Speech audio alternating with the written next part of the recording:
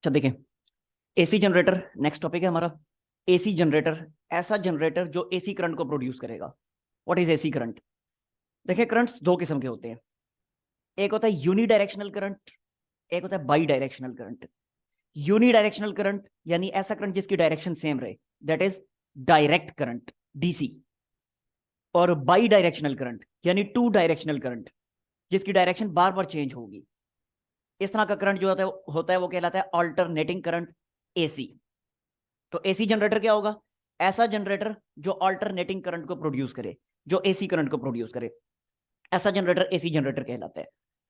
अब ये जितना भी ये हमारे इलेक्ट्रिकल अप्लायंस चल रही हैं, ये पंखा, ट्यूबलाइट्स और ऐसे फ्रिज, इलेक्ट्रिक आयरन वगैरह वगैरह, ये सारी की सारी एसी करंट पे ऑपरेट होती हैं, बाई डायरेक्शनल करंट पे ऑपरेट होती हैं।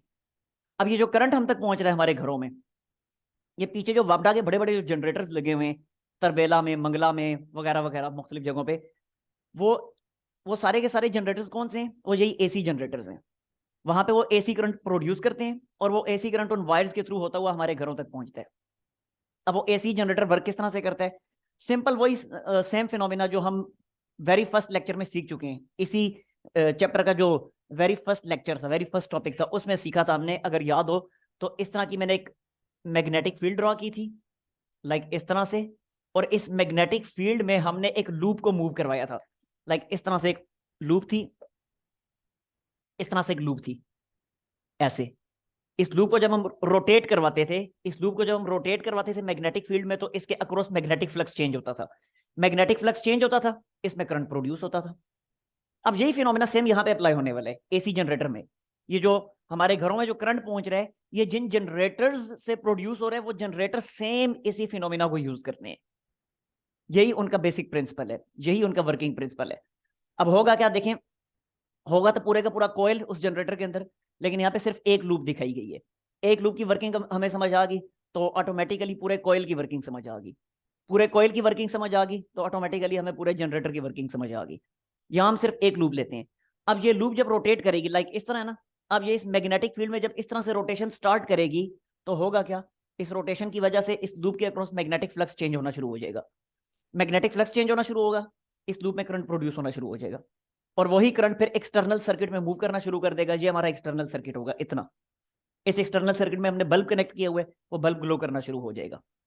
ठीक होगा? अच्छा, उससे पहले मैं एक चीज, अब ये पूरा वर्किंग प्रिंसिपल समझाने से पहले एक चीज अब मैं आपको बता दूं। इतनी चीज तो क्लियर होगी कि जो करंट इसमें प्रोड्यूस होगा वो किसकी वजह से होगा? इस कॉयल की, इस लूप की रोटेशन की वजह से। सवाल ये पैदा होता है, ये लूप रोटेट करती किस तरह, हम इस लूप को रोटेट करवाते किस तरह? तो देखें, बड़ी सिंपल सी बात है। बेसिकली हम करते ये हैं, ये जो वापडा के बड़े बड़े जो जनरेटर्स लगे हुए हैं, वहां पे वो क्या होता है कि डैम के थ्रू, डैम में से पानी जो है वो नीचे गिरता है। वो पानी जब नीचे गिरता है, काफी हाइट से नीचे गिरता है, तो वो पानी अपनी पोटेंशियल एनर्जी, अच्छी खासी पोटेंशियल एनर्जी उस वाटर की होगी। तो जब वो नीचे गिरेगा तो डेफिनेटली वो पोटेंशियल एनर्जी काइनेटिक एनर्जी में कन्वर्ट होगी। वो नीचे जब गिरेगा तो नीचे होगा टरबाइन। टरबाइन क्या होता है? टरबाइन एक बड़ा सा फैन होता है, एक बड़ा सा पंखा होता है, इस तरह से, लाइक ये है। तो इसके काफी सारे इस तरह से ब्लेड्स होते हैं, ऐसे। अब होगा क्या, वाटर जब गिरेगा इन ब्लेड्स के ऊपर इस तरह से, तो वाटर जब गिरेगा इतनी ज्यादा काइनेटिक एनर्जी के साथ, तो इस टरबाइन को रोटेट करवाना शुरू कर देगा। जरा टरबाइन के ब्लेड्स के ऊपर वाटर गिर रहा है ना, तो टरबाइन में रोटेशन स्टार्ट हो जाएगी। अब जब टरबाइन रोटेट करना शुरू करेगा, यही टरबाइन डायरेक्टली कनेक्टेड होता है हमारे इस कॉयल के साथ, हमारी इस लूप के साथ। तो जब टरबाइन रोटेट करेगा, ऑटोमेटिकली हमारी ये लूप रोटेट करना शुरू कर जाएगी। और जब ये लूप रोटेट करेगी, तो मैग्नेटिक फ्लक्स इसके अक्रॉस चेंज होगा, इसमें करंट प्रोड्यूस होना शुरू हो जाएगा। ये इसका बेसिक वर्किंग प्रिंसिपल है, और इस तरीके से हम इस कॉइल को रोटेट करवाते हैं। इतनी बात आई समझ? इसमें कोई मसला? ये सर क्लियर है। अच्छा जी, अब जरा देखें फिर। अब हम देखते हैं कि करंट इसमें जो प्रोड्यूस होगा, वो करंट अपनी डायरेक्शन किस तरह से बार बार चेंज करेगा। बेसिकली हमने ये देखना है। देखें, इस लूप को मैं रोटेट करवाता हूं। अब इसकी रोटेशन किस तरह से है, इसको जिस डायरेक्शन में मर्जी रोटेट करवा ले, मैं ऐसे करता हूं कि ये इसका, ये जो मैंने डॉटेड लाइन ड्रा की है, ये लाइन जो है, ये इसका एक्सिस ऑफ रोटेशन है। इसके अबाउट ये रोटेट करेगी लूप। अब लाइक समझ लें कि मैं इसको इस डायरेक्शन में रोटेट करवाता हूं, इस तरह से। अब इस डायरेक्शन में जब मैं रोटेट करवाऊंगा, ये डायरेक्शन कौन सी है? ये डायरेक्शन इस तरह, यानी इस तरीके से देखें। मतलब इसका ये है कि ये रेड वाली जो वायर आपको दिखाई दे रही है, ये रेड वाली वायर रोटेट करेगी इनवर्ड, ठीक है। इधर एरोस भी मैं लगा के ड्रॉ करके दिखा देता हूं। इस एरो का मतलब है यहां से ये रोटेट करेगी ये वाली वायर इनवर्ड। तो जब ये इनवर्ड रोटेट करेगी तो डेफिनेटली ये जो ग्रीन कलर में आपको वायर दिखाई दे रही है, ये कहां पे आएगी? ये आएगी आउटवर्ड, ठीक हो गया। तो ये वाली वायर आएगी आउटवर्ड, आउटवर्ड यानी डायरेक्टली आपकी तरफ। ये C D wire red wire ये जाएगी इनवर्ड, और ये A B wire green colour की ये डायरेक्टली आएगी आउटवर्ड आपकी तरफ। अब जब ये रोटेशन स्टार्ट होगी, अब जरा देखिए इसमें करंट कैसे प्रोड्यूस होगा। अप्लाई करें again Fleming's left hand rule. Fleming left hand rule हमें बताएगा कि इस वायर के अंदर जो मौजूद चार्जेस हैं, उन चार्जेस पे फोर्स किस डायरेक्शन में लगेगी। जिस डायरेक्शन में चार्जेस पे फोर्स लगेगी उसी डायरेक्शन में चार्जेस की मोशन स्टार्ट हो जाएगी। अब जरा देखिएगा इस चीज को, यहां से ये सी डी वायर जा रही है इनवर्ड। अच्छा, जब सी डी वायर इनवर्ड जा रही है तो सी डी वायर के अंदर मौजूद जो चार्जेस है वो भी तो इनवर्ड जाएंगे। लिहाजा मैंने अपनी इस मिडल फिंगर को किधर किस डायरेक्शन में रखना है? इनवर्ड रखना है, क्योंकि चार्जेस की मोशन इनवर्ड है। तो लिहाजा मेरी ये मिडल फिंगर जो है, ये बड़ी वाली फिंगर, ये इनवर्ड होगी। ये इंडेक्स फिंगर जो है ये किस डायरेक्शन में होगी? मैग्नेटिक फील्ड की डायरेक्शन में होगी। तो थंब मुझे बता देगा कि चार्जेस पे फोर्स किस डायरेक्शन में लग रही है। देखिएगा जरा, याद रखना है कि मिडल फिंगर किधर है? जिस डायरेक्शन में रोटेशन हो रही है। तो ये देखें जरा इस सी डी वायर के ऊपर, तो रोटेशन इनवर्ड हो रही है, तो ये मेरी मिडल फिंगर चलेगी इनवर्ड। मैग्नेटिक फील्ड किधर है? नॉर्थ से साउथ, इस डायरेक्शन में। तो ये मैंने इंडेक्स फिंगर को रोटेट करवा के नॉर्थ से साउथ की तरफ ले आया। अब मेरा थंब किधर है? थंब है मेरा डाउनवर्ड। तो जब थंब डाउनवर्ड है तो इसका मतलब है सी डी वायर में करंट की डायरेक्शन किधर हो जाएगी? सी डी वायर में करंट हो जाएगा डाउनवर्ड। ये होगी सी डी वायर में करंट की डायरेक्शन आई। आगे समझ बात की? अच्छा, आप ए बी वायर को देखें तो ए बी वायर में डेफिनेटली अपवर्ड ही होगी ना, करंट इधर से फ्लो करता हुआ जब आएगा तो ए बी वायर में अपवर्ड ही जाएगा डेफिनेटली। लेकिन फिर भी चेक कर लेते हैं, चलें अपनी सेटिस्फेक्शन के लिए। ए बी वायर किधर जा रही है? ए बी वायर आ रही है आउटवर्ड। तो अब आपकी मिडल फिंगर होनी चाहिए आउटवर्ड। तो ले जी, ये मिडल फिंगर आ गई आउटवर्ड। इंडेक्स फिंगर किस डायरेक्शन में होगी? मैग्नेटिक फील्ड की डायरेक्शन में। तो बाकी मैग्नेटिक फील्ड की डायरेक्शन में नॉर्थ से साउथ। थंब किस तरफ है मेरा? थंब है अपवर्ड। तो इसका मतलब है ए बी वायर में करंट की डायरेक्शन हो गई upward. So this is the direction of current in A B wire. हो गया क्लियर? तो इस तरीके से हमने देख लिया कि इसकी डायरेक्शन जो है, डायरेक्शंस इनकी क्या है। अच्छा, अब इस चीज को देखिएगा। अब ये मेरा एक्सटर्नल सर्किट है, ये वाला, ठीक है, इतना हिस्सा। This is my external circuit. अब इस एक्सटर्नल सर्किट में देखें करंट की डायरेक्शन क्या होगी। ये करंट जो फ्लो करता हुआ आ रहा है इस डायरेक्शन में, तो डेफिनेटली यहां से करंट आएगा डाउनवर्ड, यहां से करंट जाएगा इस डायरेक्शन में, बल्ब में से पास करता हुआ करंट जाएगा इस डायरेक्शन में, यहां से अपवर्ड, और अगेन यहां से होता हुआ अपवर्ड अपनी लूप कंप्लीट कर लेगा। ये तो करंट की डायरेक्शन हमें पता चल गई। अब हो रही है रोटेशन, और रोटेशन जब हो रही है तो 180 डिग्री जब ये लूप रोटेट करेगी, देखें ऐसे है ना लूप, और रोटेट कर रही है, तो 180 डिग्री जब रोटेट करेगी तो ये देखें जरा, अब हुआ क्या, जरा गौर से देखिएगा। मेरा थंब जो है, इसको आप समझ लें ये सी डी वायर है। अब जब कंप्लीट 180 डिग्री रोटेशन होगी तो थंब देखिएगा मेरा किस जगह पे चला गया? थंब मेरा चला गया दूसरे वाले एंड पे, यानी सेम ये वाली सिचुएशन बन गई। पहले सी डी वायर किधर थी? पहले सी डी वायर थी राइट साइड पे, अब हाफ रोटेशन के बाद सी डी वायर आ गई लेफ्ट साइड पे। आगे समझ बात की? अब जरा फिर से देखते हैं करंट की डायरेक्शन क्या होगी। अब जरा देखें again, this is our axis of rotation, this is our axis of rotation, और मुसलसल रोटेशन इसी डायरेक्शन में हो रही है। अब जरा देखें, जब इस डायरेक्शन में रोटेशन हो रही है तो अगेन इस जगह पे जो भी वायर है वो इनवर्ड रोटेट कर रही है। तो अगेन ये वाली जो डायरेक्शन है ये इनवर्ड रोटेशन की डायरेक्शन है। अगेन यहां पे रोटेशन है इनवर्ड, ठीक हो गया।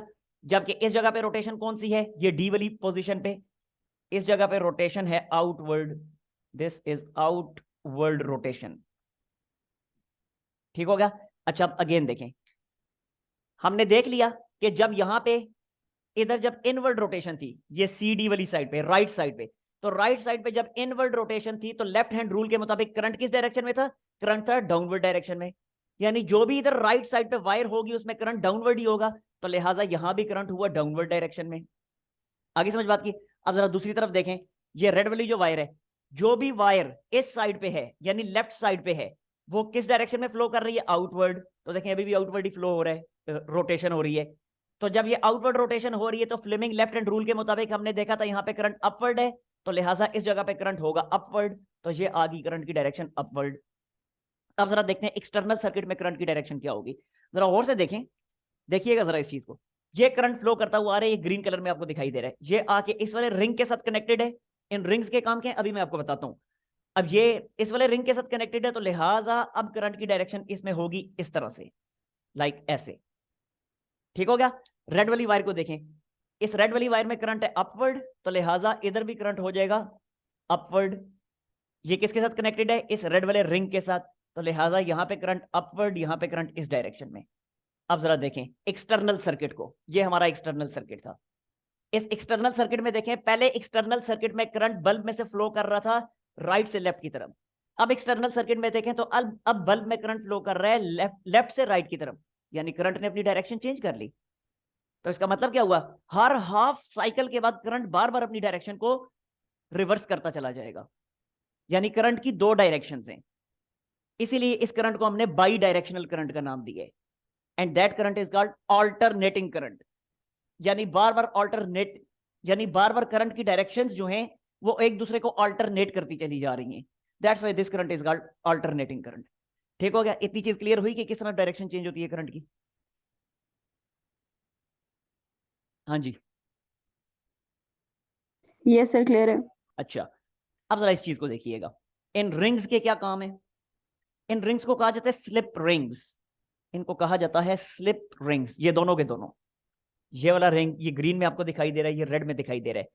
यहाँ पे अब मैं बार बार इधर एरोज नहीं लगाऊंगा, जस्ट यहाँ पे लिख रहा हूं these rings are called slip rings. और इन रिंग्स के साथ ये जो अटैच्ड आपको दिखाई दे रहे हैं ये ब्रशेज हैं। इन ब्रशेज को कहा जाता है कार्बन ब्रशेज। इनके फंक्शंस इनके क्या हैं अभी मैं आपको बताता हूँ। स्लिप रिंग और दूसरे जो ब्रशेज हैं those are called carbon brushes, carbon brushes. अब जरा देखें इनके फंक्शंस क्या हैं। असल में पहले देखें रिंग का फंक्शन क्या है। अगर मैं रिंग यूज ना करता, ब्रशेस को भी उठा के साइड में रखें, रिंग्स भी यूज नहीं कर रहा, ब्रशेस भी यूज नहीं कर रहा, तो फिर मुझे क्या करना पड़ता, इस वायर को डायरेक्टली लाके यहां पे कनेक्ट करना पड़ता, और इस ग्रीन वायर को डायरेक्टली यहां पे लाके कनेक्ट करना पड़ता। अब जब रोटेशन स्टार्ट होती, जब ये लूप रोटेट करती, तो क्या होता, ये वायर्स जो इधर और इधर कनेक्टेड होती वो तो आपस में उलझना शुरू हो जाती, वायर्स के अपने अंदर ही रोटेशंस प्रोड्यूस होना शुरू हो जाती। यानी इन दोनों जगहों पे वायर्स में जो है उलझाव पैदा होना शुरू हो जाता। नतीजा क्या होता, 2-3 रोटेशन के बाद ऑटोमेटिकली रोटेशन हमारी रुक जाती। तो उस मुसीबत पे काबू पाने के लिए हमने यहाँ पे यूज कर लिए रिंग्स। अब रिंग्स क्या करते हैं, देखिए ये जो वायर आ रही है ना, ये ग्रीन कलर में आपको दिखाई दे रही है, ये इस ग्रीन वाले रिंग के साथ अटैच्ड है, कनेक्टेड है। अब जब ये रोटेशन स्टार्ट होगी, ये पूरी की पूरी लूप जब रोटेट करेगी, तो ऑटोमेटिकली ये रिंग भी रोटेट करना शुरू कर देगा अपनी जगह पे रहते हुए। इसी तरह ये रेड कलर का जो रिंग है, ये भी अपनी जगह पे रहते हुए रोटेट करना शुरू कर देगा। तो अब क्या होगा, अब जब रोटेशन होगी तो इन जगहों पे वायर्स में उलझाव पैदा नहीं होगा, और रोटेशन जो है कंटिन्यूसली जारी रहेगी।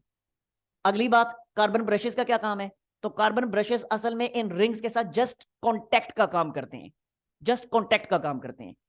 यानी इन कार्बन ब्रशेस के थ्रू पहले करंट जो इधर प्रोड्यूस होता है इस लूप के अंदर, वो फ्लो करता हुआ रिंग तक आता है, रिंग से वो कहां पे जाता है, कार्बन ब्रश में जाता है, और कार्बन ब्रश से होता हुआ एक्सटर्नल सर्किट की तरफ चला जाता है। ठीक होगा। तो रिंग्स का काम क्या है, रिंग्स का काम है रोटेशन को कंटिन्यूसली बरकरार रखना। और कार्बन ब्रश का काम क्या है, कार्बन ब्रश का काम है कि रिंग के साथ अटैच रहकर करंट को एक्सटर्नल सर्किट की तरफ फ्लो करने के लिए पाथ प्रोवाइड करना। ठीक हो गया।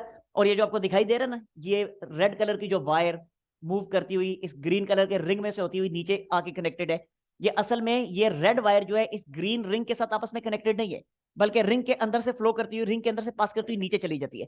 जैसे लाइक ये देखें जरा, ये इसको रिंग कंसिडर कर लें, तो कार्बन की जो वायर है वो इस रिंग के अंदर से पास करती हुई ऐसे दूसरी साइड पे निकल जाती है, इसके साथ कनेक्टेड नहीं है। ठीक है, ये ग्रीन वायर इस ग्रीन रिंग के साथ कनेक्टेड है, और रेड वायर जो है ये ग्रीन रिंग के अंदर से पास करते हुए, टच किए बगैर उसके अंदर से पास करते हुए रेड रिंग के साथ आके कनेक्टेड है। तो इस तरीके से करंट जो है वो कंटिन्यूसली यहाँ पे एक्सटर्नल सर्किट में जो करंट यहाँ प्रोड्यूस हो रहा है वो इस तरीके से एक्सटर्नल सर्किट में फ्लो करता चला जाता है। जी, कोई मसला यहां तक? नो सर, बिल्कुल क्लियर है। अच्छा जी, अब हम आते हैं, अब हम देखते हैं कि जब रोटेशन स्टार्ट होगी तो वो जो ईएमएफ प्रोड्यूस होगी, उस ईएमएफ का फॉर्मूला क्या है। उस ईएमएफ के लिए अब हम फॉर्मूला यहाँ पे ड्राइव करते हैं। तो देखें, स्टार्ट हम करते हैं किससे, स्टार्ट हम करेंगे अगेन फैराडेज लॉ से। फेराडेज लॉ को हम यूज करते हैं और उस फॉर्मूला तक हम पहुंचने की कोशिश करते हैं। तो बाय फेराडेज लॉ, देखें जी, बाय फेराडेज लॉ, तो फेराडेज लॉ के मुताबिक ईएमएफ जो इंड्यूस हुई थी वो किसके इक्वल थी? वो थी N delta phi divided by delta T. और नेगेटिव साइन किसके लिए था? फेराडेज लॉ में नेगेटिव साइन भी था, वो negative sign just Lenz's law को शो कर रहा था। ठीक हो गया? तो खैर आगे इसको देखते हैं। फ्लक्स किसके इक्वल होता है? Now this is equal to N को ऐसे ही लिखें, डेल्टा बाय डेल्टा टी को ऐसे ही लिखें। फ्लक्स किसके इक्वल होता है? मैग्नेटिक फ्लक्स है, जाहिर सी बात है। किसके इक्वल होगा? वो होगा बी ए कॉस थीटा। तो ये लिख दिया आपके सामने, बी ए कॉस थीटा। और क्योंकि फाई डेल्टा के अंदर था तो लिहाजा ये पूरा बी ए कॉस थीटा डेल्टा के अंदर ही मौजूद है। ठीक है ना? अगले स्टेप में इसको क्या लिखेंगे? Now it becomes this is equal to N को ऐसे ही लिखें। अब जरा देखें, बी जो है मैग्नेटिक फील्ड है। इस केस में जो मैग्नेटिक फील्ड हमने प्रोवाइड की हुई है वो तो कांस्टेंट है, क्योंकि मैग्नेट जो एक दफा लगा दिया वो तो कांस्टेंट है, वो तो आगे पीछे नहीं हो सकता। तो लिहाजा बी तो हो गया कांस्टेंट। साथ ही साथ एक और चीज देखें, एरिया, एरिया जो है वो भी कांस्टेंट है। जाहिर है जो लूप हमने यूज कर ली, जो कॉइल हमने यूज कर लिया, वो एक्सपेरिमेंट के दौरान चेंज तो नहीं होगा। उस कंप्लीट रोटेशन के दौरान वो एरिया तो नहीं चेंज होगा, वो तो उतने का उतना ही रहेगा। लिहाजा ए भी कांस्टेंट, बी भी कांस्टेंट। तो जब दोनों कांस्टेंट तो दोनों को डेल्टा के साइन से बाहर निकालने, because delta is change. Delta delta change को रिप्रेजेंट करता है। तो जब बी और ए में कोई चेंज ही नहीं है, वो है ही कांस्टेंट, तो उनको डेल्टा से बाहर निकालने। तो ये एन ऐसे ही लिखा, बी ए ऐसे ही लिखा, बाकी अंदर क्या लिखा? अंदर लिखा delta cos theta divided by delta T. हो गया क्लियर? अगले स्टेप में जरा देखें, अगेन एन बी ए ऐसे ही लिखा। थीटा की जगह मैंने क्या लिख दिया? देखिएगा जरा, डेल्टा इंटू थीटा की जगह मैंने लिख दिया ओमेगा टी। क्यों इसकी जगह ओमेगा टी क्यों लिखा? वजह उसकी ये है, आप लोग सीख चुके हैं फर्स्ट ईयर की फिजिक्स चैप्टर नंबर 5 में, कि एंगुलर वेलोसिटी जो होती है वो किसके इक्वल होती है? वो होती है angular displacement divided by time taken. Angular velocity is angular displacement divided by time taken. बिल्कुल ऐसे ही जैसे लीनियर वेलोसिटी होती है, वो क्या होती है? वो होती है linear displacement divided by time taken. तो ऐसे ही एंगुलर वेलोसिटी होगी angular displacement divided by time taken. तो थीटा किसके इक्वल आ जाएगा इस इक्वेशन के मुताबिक? इसके मुताबिक थीटा बन जाएगा ओमेगा टी।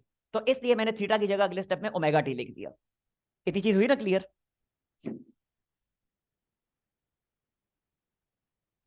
हाँ जी, यस सर क्लियर है। अच्छा जी। अब अगले स्टेप में जरा देखिएगा। Now this is equal to N B A, ये मैंने ऐसे ही लिखा।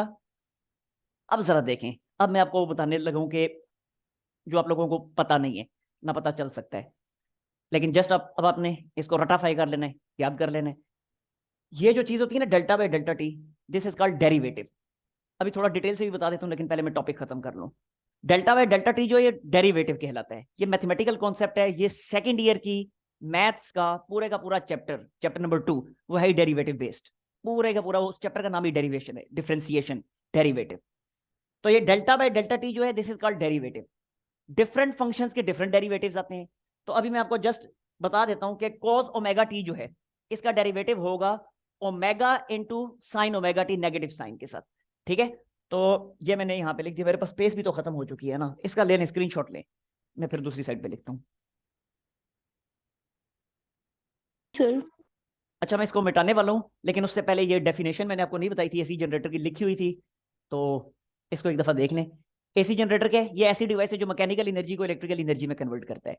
जरा मैकेनिकल एनर्जी होती है ना, ऊपर से जो पानी गिर रहा है, डैम का पानी इतनी हाइट से जो नीचे गिर रहा है, वो काइनेटिक एनर्जी के साथ गिर रहा है, और काइनेटिक एनर्जी मैकेनिकल एनर्जी तो होती है। ठीक है? और फिर जब वो गिरता है उसके टरबाइन के ऊपर, टरबाइन रोटेट करता है, कॉइल रोटेट करता है, तो ये रोटेशन वाली energy, this is rotational kinetic energy.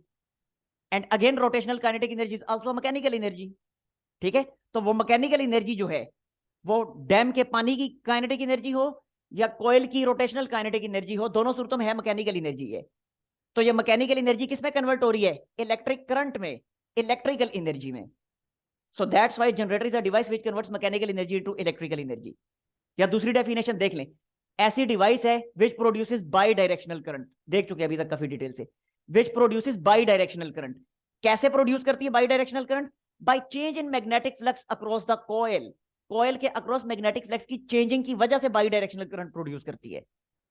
और उस कॉइल की तारीफ में चंद जुमले, उस कॉइल का एरिया ए है, उस कॉइल के number of turns capital N है, और वो कॉइल जो है ओमेगा वेलोसिटी से रोटेट कर रहा है इस मैग्नेटिक फील्ड बी के अंदर। ठीक हो गया? ओमेगा वेलोसिटी से रोटेट कर रहे हैं, इसीलिए उस ओमेगा का यहां पे हमने जिक्र कर दिया। ठीक हो गया? अच्छा, अब मैं इसको साफ कर रहा हूं और देखें जरा इसको, यहां से अब इस तरफ आ जाते हैं, जाहिर है इधर ही आना पड़ेगा। Now this is equal to, we are discussing here EMF, induced EMF, यानी इस जनरेटर की वजह से जो ईएमएफ प्रोड्यूस हो रही है, जनरेटर में जो ईएमएफ इंड्यूस हो रही है उसको हम डिस्कस कर रहे हैं। So this induced EMF is equal to, ये लिखा एन बी ए, और अब जरा देखें डेल्टा बाय डेल्टा टी होता है डेरिवेटिव। क्या होता है लेक्चर के आखिर में आपको डिटेल से इंशाल्लाह बता देता हूं 3-4 मिनट लगा के। अच्छा, अब cos ओमेगा टी का डेरिवेटिव क्या होता है? ये होता है minus omega into sine omega T. ठीक हो गया?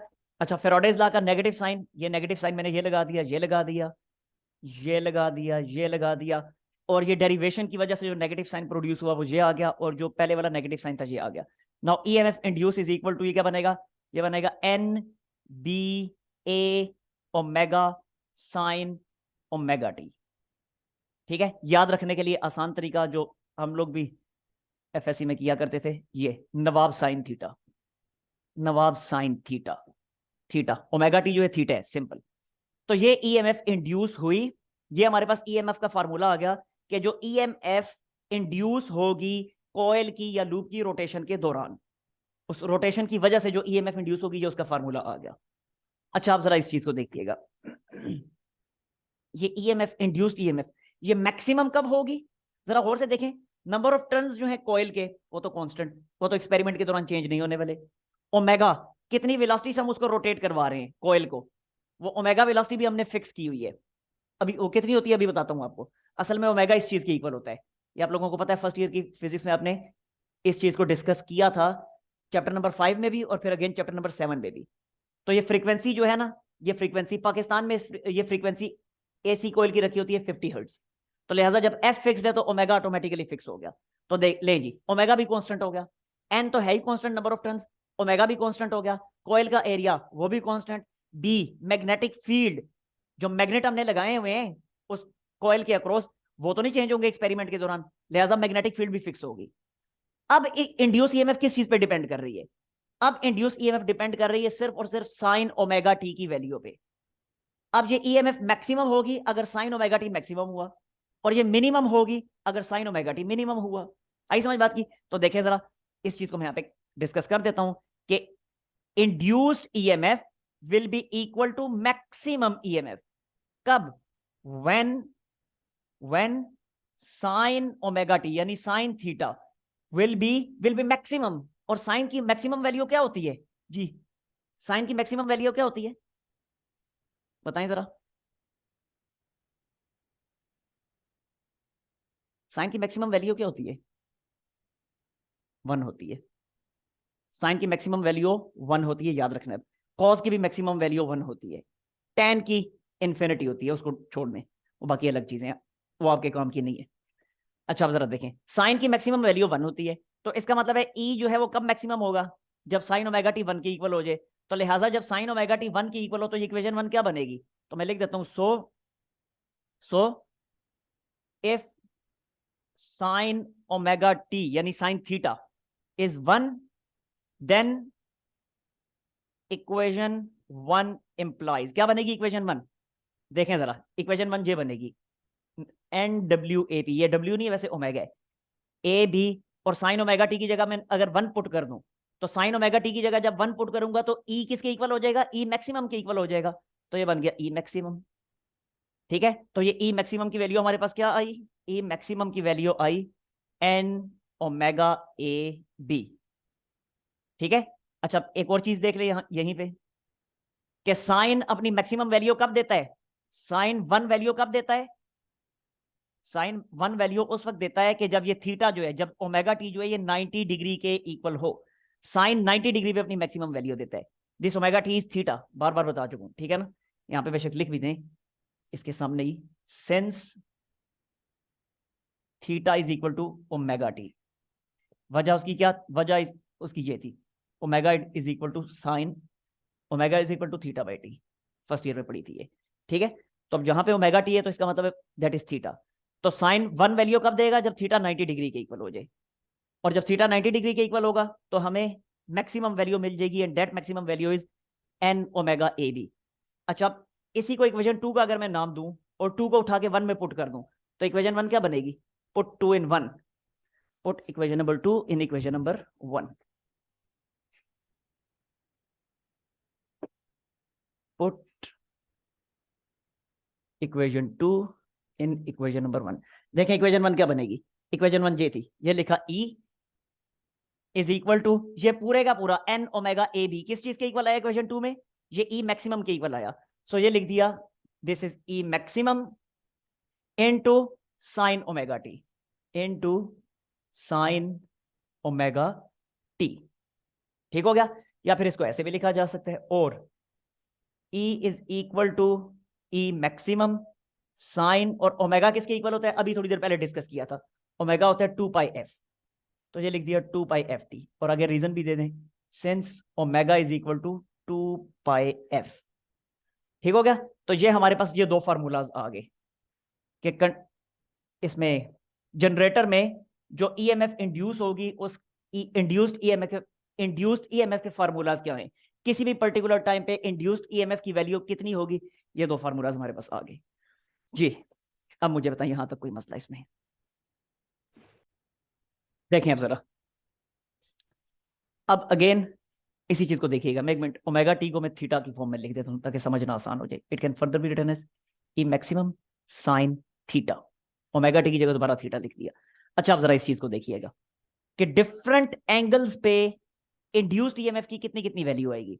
और अब ये बात माइंड में रखनी है कि इंड्यूस्ड ईएमएफ को हम डिस्कस कर रहे हैं तो इट मींस कि हम करंट को ही डिस्कस कर रहे हैं, क्योंकि जैसे जैसे ईएमएफ की वैल्यू ज्यादा होगी इंड्यूस्ड ईएमएफ की, वैसे वैसे इंड्यूस्ड करंट की वैल्यू भी ज्यादा होती चली जाएगी अकॉर्डिंग टू ओहम्स लॉ। तो जब इंड्यूस्ड ईएमएफ मैक्सिमम होगी तो इंड्यूस्ड करंट भी मैक्सिमम हो जाएगा, और जब इंड्यूस्ड ईएमएफ मिनिमम होगी तो इंड्यूस्ड करंट भी मिनिमम हो जाएगा। कॉमन सेंस की बात है ये। अब इस चीज को देखिएगा जरा कि अगर एंगल है theta is equal to 0 degree. अच्छा, थीटा कौन सा एंगल है, पहले तो ये बताइए ना, जो थीटा एंगल है ये एंगल किस किस के दरमियान है। देखें, ये नॉर्थ पोल था, ये साउथ पोल था, और ये हमारा कोयल था, हमारी लूप थी। अब इस पोजीशन में इसका एरिया किधर है, इसका एरिया है बिल्कुल आउटवर्ड, आउटवर्ड। अरे वो अम्मा जी किस तरह सही समझाओ, मैं एक मिनट ठहर जाए। Okay sir. देखें, कोयल का एरिया था आउटवर्ड, मैग्नेटिक फील्ड थी नॉर्थ से साउथ होती है ना डेफिनेटली, तो ये मैग्नेटिक फील्ड की डायरेक्शन थी। तो यहाँ पे एंगल था इनके दरमियान 90 डिग्री। तो ये थीटा एंगल जो है किस किस के दरमियान है, ये थीटा एंगल है एरिया की डायरेक्शन यानी वेक्टर एरिया और मैग्नेटिक फील्ड के दरमियान। वैसे भी देखें ना, स्टार्ट हमने ये जब डेरिवेशन की, स्टार्ट हमने कहां से किया था, स्टार्ट हमने यहां से किया था ना, N delta phi by delta T, यानी फेराडेज लॉ से। और यहाँ पे अगले स्टेप में फाई की जगह हमने क्या लिखा था, फाई की जगह लिखा था बी ए कॉस थीटा। तो ये तो फ्लक्स की डेफिनेशन हमने लिखी थी ना। तो जब फ्लक्स की डेफिनेशन है तो फ्लक्स की डेफिनेशन में थीटा एंगल किस किस के दरमियान था, मैग्नेटिक फील्ड लाइन और एरिया के दरमियान था, ठीक है ना। तो थीटा एंगल जो है मैग्नेटिक फील्ड लाइन और एरिया के दरमियान है, ये याद रखना है। तो ये थीटा यहाँ पे अगर 0 हो यानी मैग्नेटिक फील्ड लाइन और एरिया के दरमियान एंगल 0 हो तो क्या होगा, देखें जरा, E will be equal to what, if this, then E will be equal to E maximum into sine of 0, sine of 0, so answer will be 0। इसका मतलब अगर एंगल 0 हो तो इंड्यूस्ड ईएमएफ 0 होगी। अच्छा जी, अब रोटेशन स्टार्ट हुई, रोटेशन स्टार्ट हुई, ये रोटेट करते करते करते करते इस पोजीशन में आ गया, ठीक हो गया। अच्छा, जब इस पोजीशन में आ गया, अभी खैर इस पोजीशन में तो एंगल 90 था, तो रोटेशन हो रही है तो हर 90 डिग्री के बाद हम देखते हैं कि अगर एंगल जो है वो हो जाए 90 डिग्री, अब क्या होगा, now E will be equal to E maximum sine of 90 degree. और साइन 90 क्या होता है, साइन 90 होता है 1, ठीक हो गया। And this will be equal to what, E maximum. तो इसका मतलब यह हुआ कि जब एंगल 90 डिग्री होगा तो इंड्यूस्ड ईएमएफ मैक्सिमम हो जाएगी, ठीक है। अच्छा, अब सर रोटेशन मीटिंग एंड जारी है, होने क्या हुआ? मीटिंग एंड होने लगी है। जी मुझे पता है, मैं इसीलिए जल्दी जल्दी इसको बाइंड अप करने की कोशिश कर रहा हूँ। अच्छा आप जरा देखें, अगर है एंगल 180 डिग्री, अब क्या होगा? अगर एंगल है 180 डिग्री, अब क्या होगा? Now E will be equal to E maximum sine of 180, और साइन 180 क्या होता है? अगेन चेक कर लें कैलकुलेटर से, ये होता है 0। इसका मतलब जब एंगल 180 डिग्री है तो उस वक्त इंड्यूस ईएमएफ 0 हो जाएगी, कोई ईएमएफ इंड्यूस नहीं होगी 180 डिग्री पे। अच्छा अब अगेन अगर थीटा है 270 डिग्री, अब क्या होगा? अब E will be equal to E maximum sine of 270 degree, और साइन 270 क्या होते हैं? साइन 270 होते हैं -1, कैलकुलेटर से चेक कर लें बेशक, and that will be equal to minus E maximum. इसका क्या मतलब हुआ? इसका मतलब यह हुआ कि जब एंगल 270 है तो इंड्यूस्ड ईएमएफ मैक्सिमम तो होगी, लेकिन अब अपनी डायरेक्शन रिवर्स कर लेगी। 90 पे जो डायरेक्शन थी 270 पे एग्जैक्टली उसके ऑपोजिट हो जाएगी, होगी मैक्सिमम अभी भी, लेकिन डायरेक्शन ऑपोजिट हो चुकी होगी। ठीक हो गया? और आखिर में अगर थीटा है 360 डिग्री, अब क्या होगा? तो E will be equal to E maximum sine of 360, और साइन 360 होता है 0, so induced EMF will be 0। ठीक है, लिंक सेंड कर रहा हूं, ज्वाइन करें जल्दी से।